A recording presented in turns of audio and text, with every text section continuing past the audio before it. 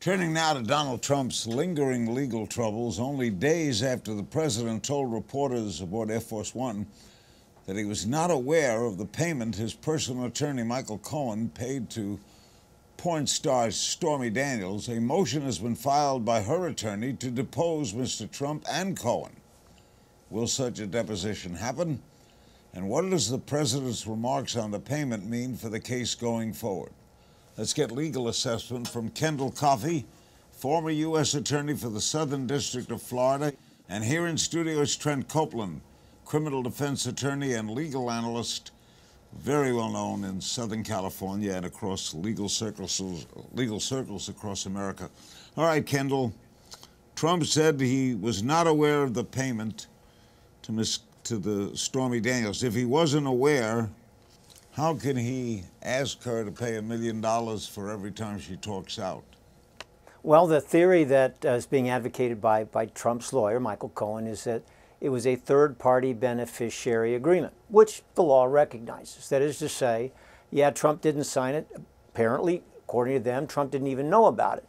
But if another party enters into an agreement for the benefit of a third party, the law can frequently enforce that. That'll be the big issue, I think, for the judge to determine. Can somebody be a beneficiary of a binding agreement even if they have no idea it ever happened? Trent, what do you think?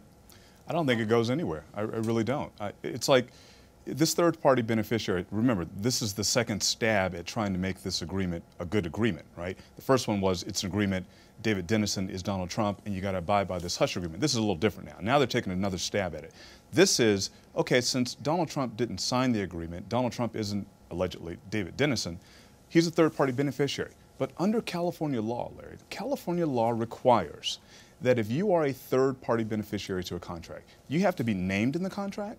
You also have to assent to the contract. That means, look, you just got to agree to the terms of the contract before you can accept the benefits of the contract. And look, that makes a lot of sense, right? If you sell insurance and I want to buy insurance from you and I want to insure that cameraman has to agree at some point once he learns of the insurance proceeds, he's got to agree at some point that he's going to be bound by it. So look, this isn't one of these things that I think is going to go very far in terms of the legal ability of Trump and Cohen to move forward with this. Kendall? Well, I think that what the judge is likely to do is first order a deposition of Michael Cohen. Yeah. That seems like the logical starting point, just to get his side of everything before the judge goes to the next step to determine whether or not the President of the United States will appear for a deposition, which is being proposed to be 2 hours. Those things the judge is going to look down the road at pretty soon, and then after hearing from whatever information both sides have, the judge will decide whether there's going to be a jury trial on the enforceability of the agreement. So I think Cohen's deposition is going to be ordered. I think that's going to determine whether or not the president also sits for 2 hours and answers questions under oath. Kendall, if this is so perplexing, do you know of any lawyer who would pay $130,000 for a client and the client doesn't know about it and it's the lawyer's own money? Well, that would be pretty unusual. I was trying to think through my own experiences, and I certainly haven't done anything like that. And I was intrigued that Cohen had indicated there were no bar issues with it, because if you are acting for somebody's benefit in an attorney-client capacity, of course you've got to tell them about a settlement. I suppose that the thesis here is that he did it on his own for a good friend, not acting as an attorney, and because he thought it would somehow benefit the common good to do it. Let's just say it's very, very unusual. Why didn't he do it under his own name? Didn't do it under his own name because he was doing it in the capacity of attorney-client relationships. And he did this because it was hush money. He did this because he didn't want anyone to know. I've never heard of it. This is outrageous, the very suggestion that he did this as a good friend and he didn't even tell him.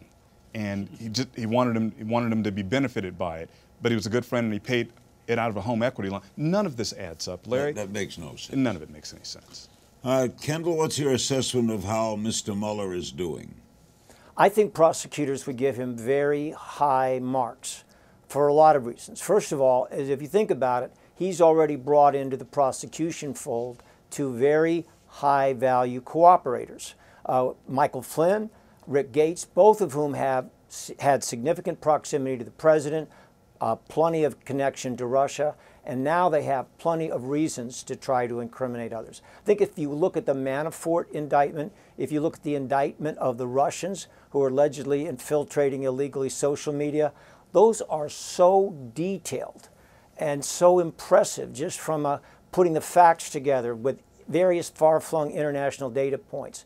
They look masterful from a prosecution perspective. So I think very high marks from prosecutors. Of course, he's not finished yet, and constitutional scholars will want to see where he ends up on some critical points before they give him the same high marks. You think, Trent, that Paul Manafort might put the FBI on trial as attacking them, paving the way for a pardon?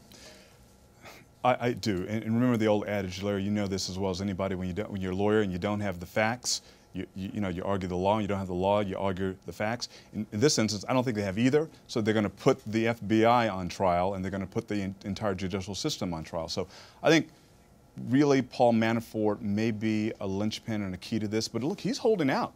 Right? He's a man in his 70s. He's looking at a substantial amount of time if he's convicted on all of the counts.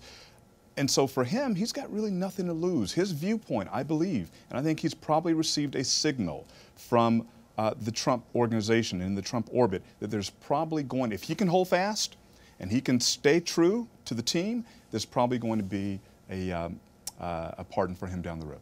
Kendall, Trump's attorney has been informed that the president is currently a subject but not a target of the inquiry. What does that mean? Well, to be a target in the federal jargon means that there's a probability that you will be indicted. So that's somewhat good news, but it's not the last word. And they're still pressing hard for an interview. By the way, they could seek to subpoena the president to a grand jury, provoking perhaps a lot of constitutional uncertainty. But one way or another, Mueller wants to talk to the president. And that, I think, poses the biggest dangers of all. Because we all know that if there are material false statements during the course of that interview, then that becomes the crime of obstruction. Whether or not it's federally indictable against a president, others might have to determine. But certainly, I think the interview is the most perilous part of all of this for President Trump. You think Trump will sit down with Mueller, Trent? Larry, I think he has to sit down with Mueller, not just because I think he has indicated in public that he wants to. You know, he's got a pretty brash, bravado attitude towards this, and I think he believes that he can probably, outdo Mueller and his team of prosecutors. That would be a mistake, but I think Donald Trump is thinking in that direction. But Larry, not just because Trump wants to, or at least he's indicated publicly that he will, I think the law requires that he'll have to sit down with him. If Mueller persists in this, remember, under Clinton versus Jones, under United States versus Nixon, a president must sit for a deposition or any kind of arrangement where he has to provide testimony. He must do so under federal law. So, look, I think he's going to. I think he's going to sit down. I don't think it matters whether or not he does it under oath, whether he does it not under oath, because under 1001, if it's a false statement, the same thing that Martha Stewart went to jail for, if he tells a false statement there, that's a false statement. Under 1621, under the U.S. Code, it's perjury. So either way, whether he's under oath or he's not under oath, if he gives a false statement, he's going to go to jail. Kendall, do you agree? I agree that he's going to end up sitting down, and one of the big things he's going to have to come back to is James Comey. James Comey is somebody that the prosecution team is going to believe. Absolutely. He's a former colleague. They have no reason to think he's got a motive to lie. If President Trump comes in and makes serial denials of specific things that Comey says, the president told me this, then what you've got is more than a he said. You've got a James Comey, who they're inclined to believe, being flatly contradicted, as Trent pointed out. Whether it's a false statement under oath or not really doesn't matter. If the president is flat out contradicting Comey, I think there's going to be real problems. And if you were the president's lawyer, would you try to get him out of that deposition, Trent? I don't think that I would, and I don't think there's any way he's going to, because he just doesn't have the law in his favor. At this point, that horse has left the stable. Thank you both very much. Thanks, Kendall. Thank you, Hey, Larry. thanks, Thanks, Larry. Trent.